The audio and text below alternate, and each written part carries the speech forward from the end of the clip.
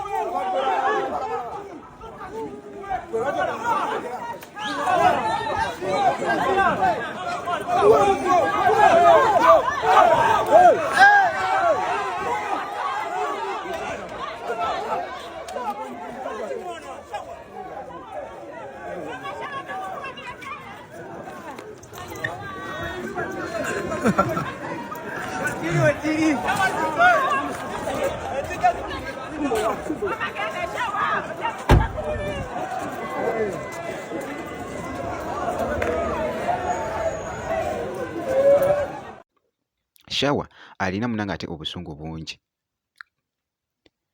ku chicken era ng'awulira ng'ayagala munnange ate kumuyuzaayuza, naye muganda wange ekinaabeera ndowooza munnange ate mu kikonde kino katulindirire munnange ate yonna gye binaggweera, naye muganda wange awo bwe tujja munnange ate okumanya ani yaani, who is who eside eyo munnange ate Shawa naye nga bw'olabye munnange ate eŋŋoomi nga bw'enyoose bwe kityo munnange ate bwe kitambudde mu katambi ako eside. So nga nkwongeddeyoko Dr. Jose Chameleone munnange ate e Kenya.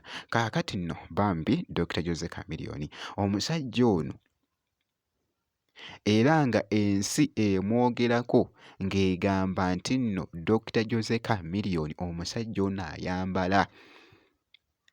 ayambala ebintu nga tebirabikalabika.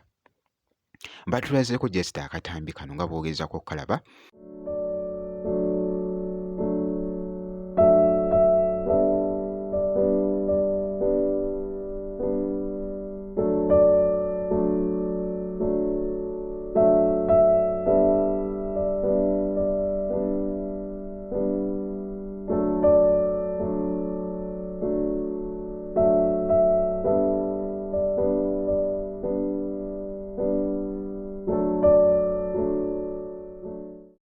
Abadde wali munnange ate mu Kenya nga ali so smart, ali so well presented.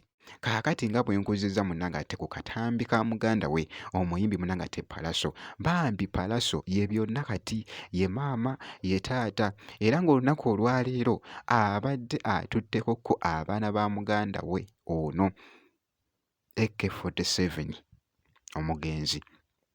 Abatutteko mu kifo kya swimming pool okuwugaawugamukko mpolampola.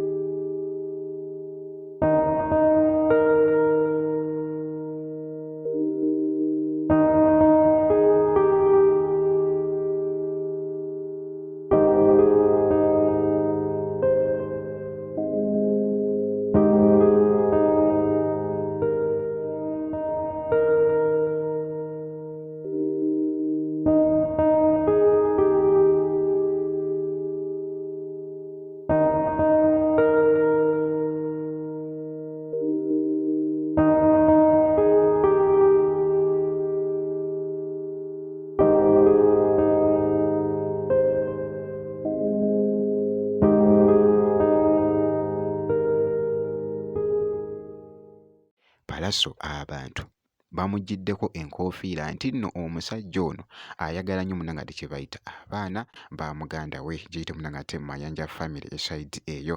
So obutasiba munangate update yonna making sure nti nno osubscribinga ebisigadde just bitulekere tujja kubeera nga tukuwa update.